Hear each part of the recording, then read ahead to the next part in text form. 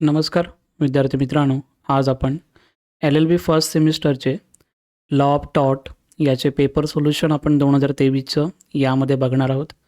त्यामध्ये कोणकोणते मॅगझिन पण आहेत आपल्याकडे, ते पण तुम्हाला सांगणार आहे मी की कोणते इम्पॉर्टंट आहेत आणि प्रिव्हियस क्वेश्चनचं ॲनालिसिस केल्याच्यानंतर कोणते इम्पॉर्टंट क्वेश्चन आहेत तेही तुम्हाला मी देणार आहे.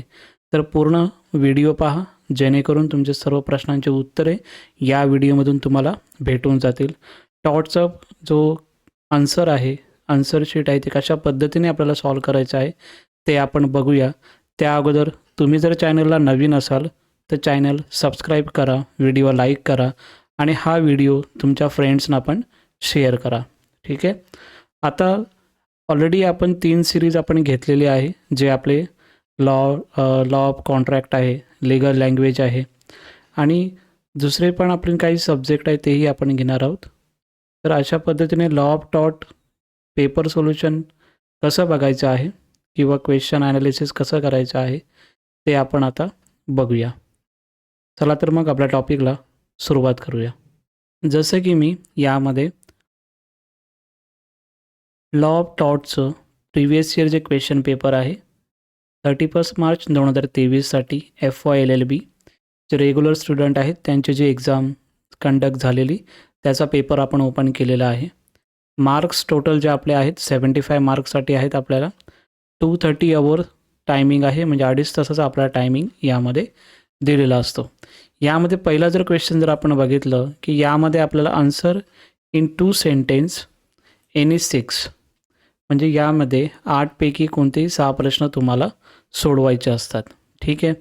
आता यामध्ये जे क्वेश्चन आहे जसं की मॅक्झिम आहे, वॉलेंटरी नॉन फिट इंजुरिया आणि डिफाईन द कन्झ्युमर, हे क्वेश्चन 2 सेंटेन्समध्ये आपल्याला कशा पद्धतीने लिहायचे आहेत ते तुम्हाला एक थोडंसं मी सांगतो. तसंच आपण शॉर्ट नोट पण यामध्ये बघणार आहोत. आज आपण हे पण बघणार आहोत की 2 सिच्युएशनल बेस्ड क्वेश्चन जे आहेत कशा पद्धतीने आपण सॉल्व करू शकतो. त्यामधला हा जो पहिला प्रश्न आहे तो आपण यामध्ये बघणार आहोत. पूर्ण डिटेलमध्ये इन्फॉर्मेशन तुम्हाला याबाबतीत देणार आहे, जेणेकरून जी एक्झाम आता येणार आहे त्यामध्ये तुम्हाला इम्पॉर्टंट होऊन जाईल ते. ठीक आहे. त्यानंतर क्वेश्चन नंबर 4 जो आहे हे पण आपण बघणार आहोत. आता सध्या आपण बघूया की हे 2 प्रश्न आपल्याला कशा पद्धतीने सॉल्व करायचे आहेत, कारण की 2 सेंटेन्समध्ये आपल्याला 2-3 सेंटेन्समध्ये आन्सर लिहायचं आहे. तर मग पूर्ण आन्सर लिहून पण फायदा नाही, बिकॉज आपला तेवढा टाईम पण त्यामध्ये निघून जाईल. ठीक आहे. तर कशा पद्धतीने सॉल्व करायचं आहे त्याचं एक डेमो तुम्हाला मी देतो आणि हे दोन्ही PDF तुम्हाला टेलिग्राम चॅनलला भेटून जाईल. टेलिग्राम चॅनल जर जॉईन केलं नसेल तर डिस्क्रिप्शन बॉक्समध्ये तुम्हाला लिंक भेटून जाईल, ती तुम्ही जॉईन करा. या दोन्ही PDF तिकडे अवेलेबल होऊन जातील. आणि जे मराठी स्टुडंट आहेत त्यांच्यासाठी पण मराठीमध्ये कंटेंट ऑलरेडी बनवलेला आहे, तोही तुम्हाला मी सेंड करेन. ठीक आहे. आता आपण क्वेश्चन कशा पद्धतीने आपण सॉल्व करू शकतो त्याची आपण इन्फॉर्मेशन घेऊया. पहिला जो प्रश्न आहे वॉलेंटरी नॉन फिट इंजुरिया. जसं की इथं प्रश्न मी इथे दिलेला आहे तुम्हाला, maxim volenti non fit injuria. यामध्ये क्वेश्चन अशा पद्धतीने आपण लिहू शकतो की when plaintiff voluntary agree to suffer harm, he is not allowed to complain of the harm cause to him. It is on the principle that a person who voluntarily gives up his right of action cannot enforce his right. Consent to suffer harm may be express or implied. हे question आपल्याला 2 to 3 लाईन्समध्ये द्यायचे आहेत. Definition जर यामध्ये जर विचारलं, जसं की मी कन्झ्युमरची डेफिनेशन दिलेली आहे, तर डेफिनेशन आपल्याला ॲज इट इज जसं बेअर ॲक्ट्समध्ये दिलेलं आहे त्या बेअर ॲक्टनुसारच आपल्याला ती डेफिनेशन लिहायची आहे. यामध्ये मॅक्झिम विचारलेलं आहे, त्या मॅक्झिम आपल्या पद्धतीने जसं आपण लिहू शकतो त्या पद्धतीने आपण लिहू शकतो. ठीक आहे. त्यानंतर नेक्स्ट जो क्वेश्चन आहे हा आहे की state the exceptions to principle of strict liability. याचं जर आन्सर आपण जर बघितलं तर यामध्ये अशा पद्धतीने आहे की तुम्हाला प्रिन्सिपल विचारलेलं आहे ऑफ स्ट्रिक्ट लायबिलिटीचे. तर त्यामध्ये आपण लिहू शकतो अझम्पशन ऑफ रिस्क, सेकंड आहे कॉन्ट्रीब्युटरी नेग्लिजियन्स, थर्ड आहे अबनॉर्मली डेंजरस ॲक्टिव्हिटी, फोर्थ आहे product misuse alternation, government, contract, defence आणि कॉमनली नॉन डेंजरस. म्हणजे अशा पद्धतीने 2-3 सेंटेन्समध्ये आपण हे आन्सर लिहायचं आहे. त्यानंतर नेक्स्ट जर क्वेश्चन आपण बघितलं, डिफाईन द कन्झ्युमर, याची आपण डेफिनेशन आपल्याला लिहायला लागणार आहे. तर ते डेफिनेशन कसं असणार आहे ते तुम्हाला मी खालती इथे दाखवतो. जसं की इथे आपलं आहे डिफाईन कन्झ्युमर. सेक्शन जर लिहिलं तर खूपच चांगलं आहे. सेक्शन लिहावं लागतं आपल्याला. Section 2(1)D. ठीक आहे. Consumer means any person who buy goods for a consideration which has been paid or promise or partially paid, partially promise or under any system of deferred payment includes any user of such goods other than the person. He definition आपल्याला as it is लिहायचं आहे. आणि मराठीमध्ये जर बघितलं तर मराठीमध्ये पण विद्यार्थ्यांना हे दिलेलं आहे मी, जेणेकरून ते तुम्हाला इझिली तुम्ही कलेक्ट करू शकता टेलिग्रामच्या चॅनल जॉईन करून. ठीक आहे. हे झालं आता आपलं डिफाईन कन्झ्युमरचं झालं. त्यानंतर नेक्स्ट आपण बघूया, यामध्ये शॉर्ट नोट्स विचारलेले असतात, कारण की एक क्वेश्चन आपल्याला 6 मार्कासाठी आहे. ठीक आहे. तर 6 मार्कासाठी आहे, तर त्या पद्धतीने आपल्याला सॉल्व करावं लागणार आहे. यामध्ये आता UBI, JUS, IBR, MADM ही पण आपली मॅक्झिम आहे. आणि एक इम्पॉर्टंट थिंग यामध्ये असं आहे, लीगल लँग्वेजमध्ये जे आपण मॅक्झिम्स करणार आहोत किंवा आपण कॉन्ट्रॅक्टमध्ये जे आपण मॅक्झिम करतो, काही मॅक्झिम्स आपल्याला लीगल लँग्वेजला पण हेल्प होतात. तर जो पेपर लीगल लँग्वेजचा होतो त्यामध्ये काही मॅक्झिम्स आहेत ते आपल्याला हेल्प तिकडे पण होऊ शकतात. शॉर्ट नोट जर आपण बघितलं तर यामध्ये आपण अशा पद्धतीने लिहू शकतो शॉर्ट नोटसाठी. जसं की यामध्ये तुम्हाला मी डिफाईन टॉट साल्मनच्या मते काय आहे ते तुम्हाला डेफिनेशन मी इथे दिलेले आहे, जेणेकरून ते तुम्ही चांगल्या पद्धतीने यामध्ये करू शकता. ठीक आहे. आणि खूप विद्यार्थ्यांचा प्रश्न येत होता की यामध्ये हँडरायटिंग यामध्ये झूम करावं लागतं, यामध्ये दिसत नाही आहे. पण याची PDF तुम्हाला मी टेलिग्रामला देणार आहे, त्यामुळे काही टेन्शन नाही आहे. ठीक आहे.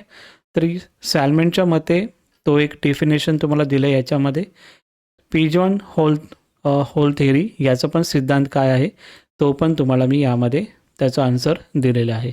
आता आपण बघतोय की शॉर्ट नोट आपण कशा पद्धतीने आपण लिहू शकतो यामध्ये आपण बघूया. जसं की यामध्ये explain the damnum sine injuria and injuria sine damnum relevant case law. हा जो क्वेश्चन आहे हा शॉर्ट नोटसाठी आपल्याला विचारलेला आहे, किंवा हा क्वेश्चन लॉंग क्वेश्चन्स त्यामध्ये पण आपल्याला येतो. आता यामध्ये आपण जर बघितलं तर इंजुरिया साइन डॅमनम यामध्ये आपल्याला लिहायचं आहे शॉर्ट नोटमध्ये, तर आपण अशा पद्धतीने लिहू शकतो. Injuria sine damnum it means legal injury without actual damage or loss.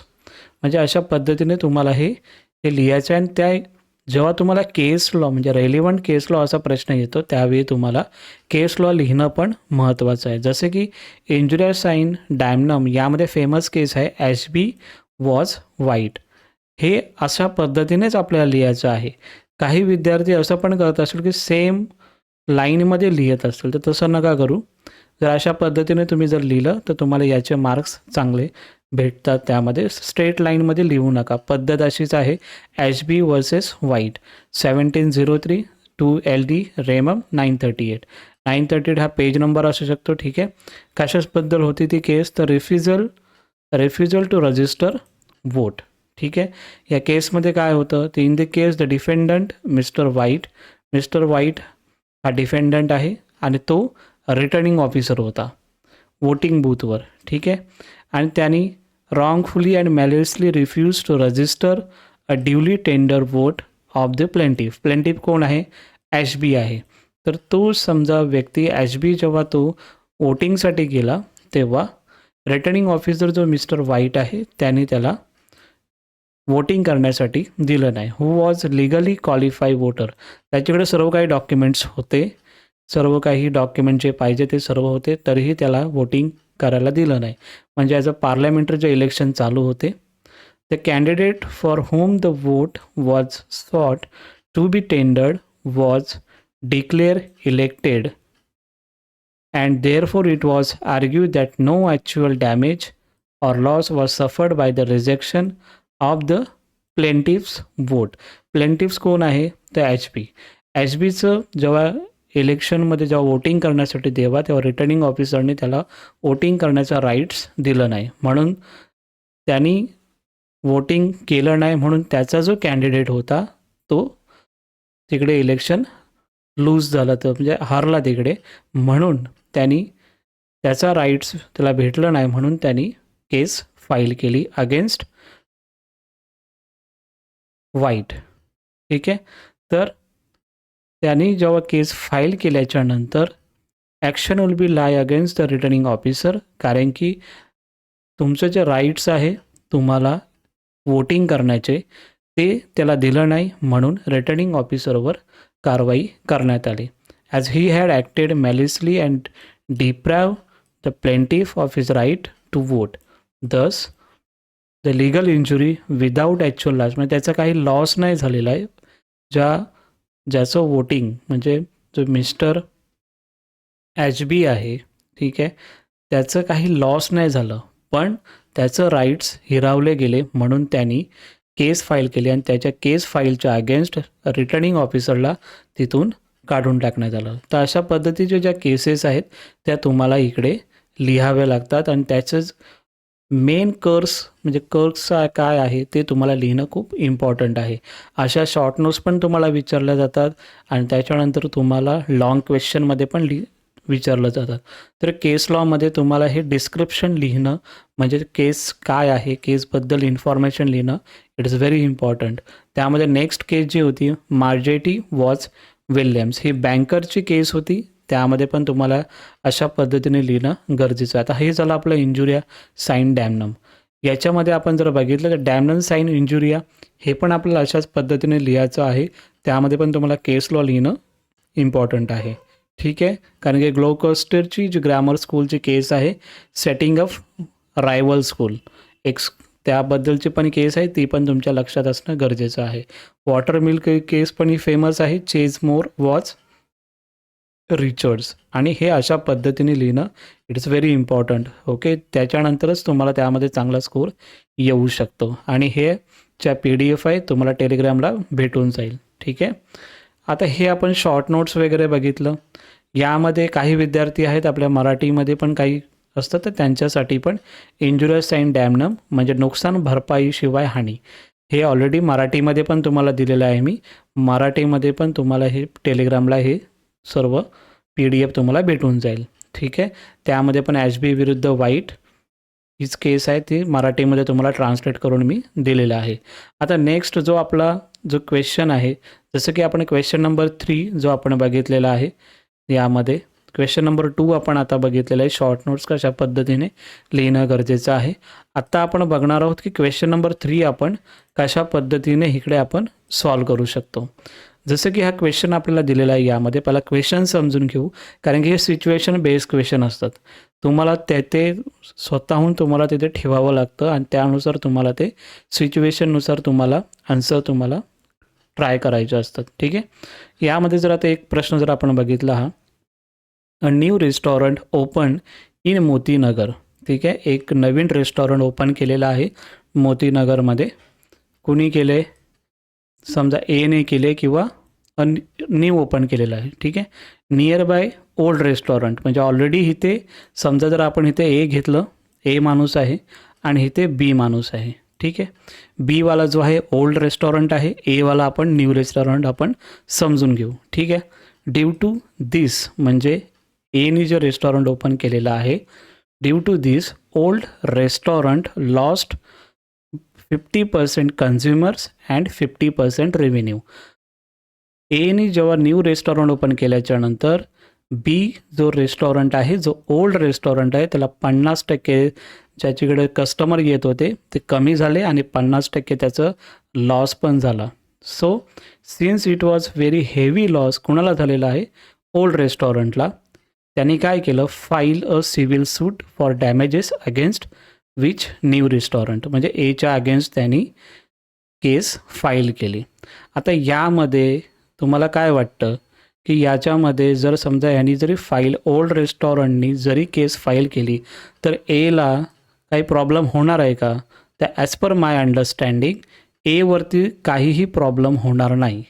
ठीक आहे, कसं बघूया. जसं की यामध्ये क्वेश्चन दिलेलं आहे आपल्याला, whether old restaurant can succeed in a suit for damages against the new restaurant why. यामध्ये जो ओल्ड रेस्टॉरंट आहे तो can succeed sue damages against the new restaurant. जे काही त्यांनी डॅमेजेस जे काही फाईल केलेलं आहे ओल्ड रेस्टॉरंटनी, ठीक आहे, ते न्यू रेस्टॉरंटला चार्जेस डॅमेजेस जे काही चार्जेस होणार आहेत का, तर यामध्ये नाही होणार आहे. कशा पद्धतीने ते आपण बघूया. जसं की इथे आपण बघतोय, the success of the restaurant would depend on several factor which are follows. म्हणजे काही डॅमेजेस त्याचे झालेले आहेत का, तर काही डॅमेजेस झालेलं नाही आहे. कॉसेशन म्हणजे काय झालेलं आहे का, रेमेडीज काही उपाय आहेत का तिकडे, काही केलेलं आहे का, कॉम्पिटिशनबद्दल काही आहे का तिकडे, तर काही त्यामध्ये डॅमेजेस पण काही झालं नाही आणि कॉम्पिटिशन पण काही नव्हते. मग त्याच्यामध्ये काय दिले की no action lies as no damage is cause in the exercise of right to employment one self in one's calling trade or business. Right to employment म्हणजे राईट टू एम्प्लॉयमेंट जो आहे आपला, त्याच्यामध्ये कोणीही कुठेही बिझनेस ओपन करू शकतो. म्हणून तिकडे त्याला कोणताही डॅमेज झाला नाही आहे, म्हणून त्याला कोणतेही चार्जेस किंवा कोणतेही त्याला चार्ज किंवा पे करावं लागणार नाही. त्यानंतर नेक्स्ट क्वेश्चन दिलेला आहे की explain the principle involve in this situation. यामध्ये कोणते प्रिन्सिपल इन्व्हॉल्व आहेत, तर बिझनेस बाबतीत जे काही आहे ते आपण यामध्ये देऊ शकतो. तर यामध्ये आहे की लीगल कन्सेप्ट कोणती आहे, तर torts interference with business relation. This principle generally applies when a one party. जेव्हा एक पार्टीमध्ये असतं कोणतीही केस, तेव्हा न्यू रेस्टॉरंट किंवा intentionally takes actions that disrupt interferes with another party established a business relationship. अशा गोष्टी सर्वीकडे चालतात की इंटेन्शनली सर्व गोष्टी करायच्या असतात, म्हणून ती गोष्ट जे काही असतं ते काही लोक केस वगैरे फाईल करतात. ठीक आहे, तर ह्या सिच्युएशनल बेसनुसार तुम्हाला यामध्ये आन्सर लिहायचे आहेत.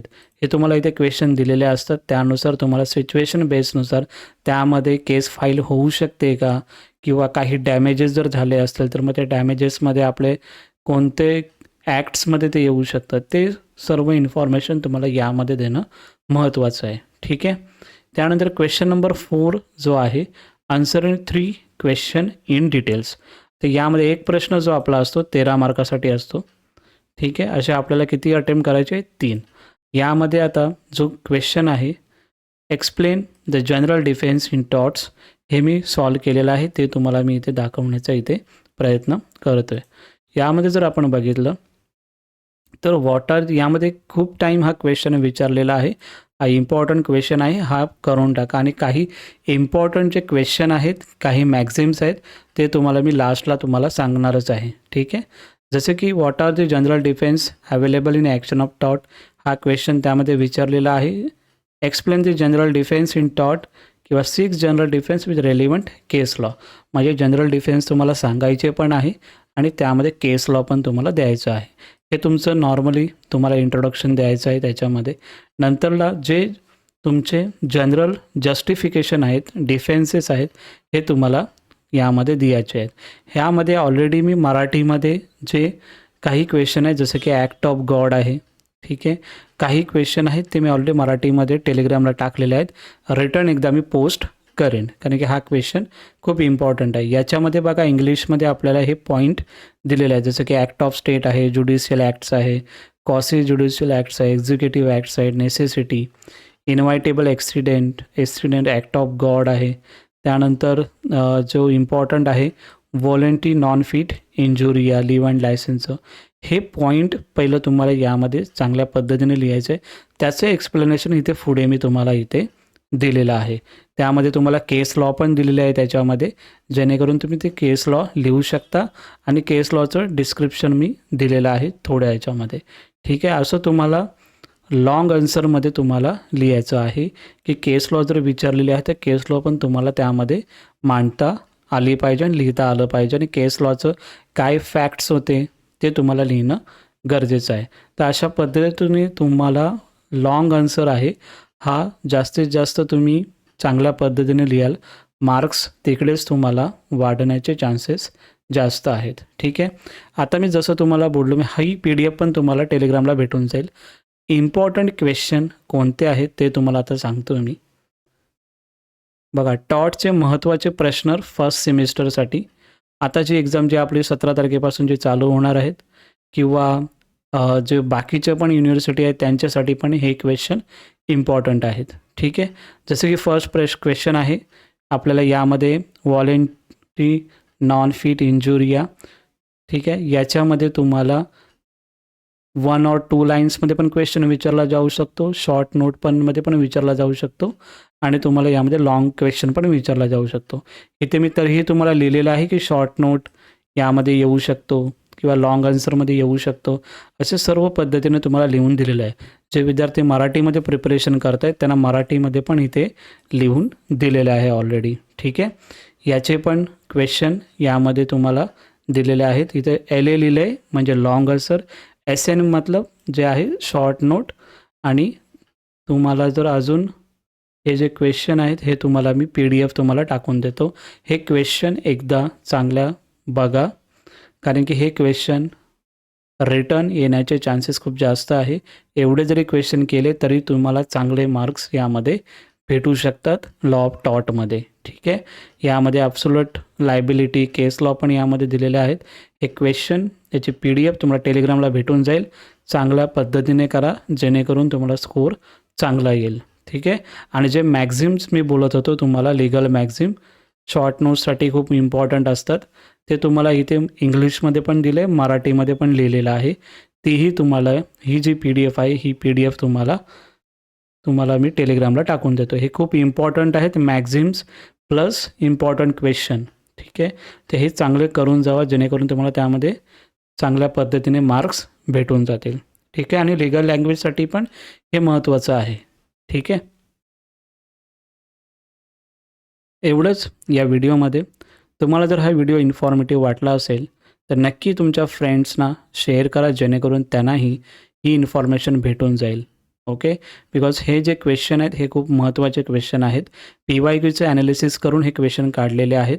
तर एवढे जरी क्वेश्चन बऱ्यापैकी केले तर चांगल्या पद्धतीने तुम्हाला मार्क्स भेटून जाईल. आणि जेव्हा तुम्ही एक्झामच्या हॉलमधून जेव्हा बाहेर याल तेव्हा नक्की तुम्हाला एक जाणवेल की हे क्वेश्चन जे मी सांगितलेले तेच रिफ्लेक्ट झालेले आहेत. ओके. तर हे क्वेश्चन बघा आणि तुमच्या फ्रेंड्सना पण हा व्हिडिओ शेअर करा. ठीक आहे. बाकीचे पण जे व्हिडिओ आहेत, लिगल लँग्वेज आहे, कॉन्ट्रॅक्ट आहे, टॉट आहे आणि दुसरे जे आपले सब्जेक्ट आहेत तेही ऑलरेडी आपले व्हिडिओज टाकलेले आहेत, ते तुम्ही नक्की बघा. ओके. Thank you so much.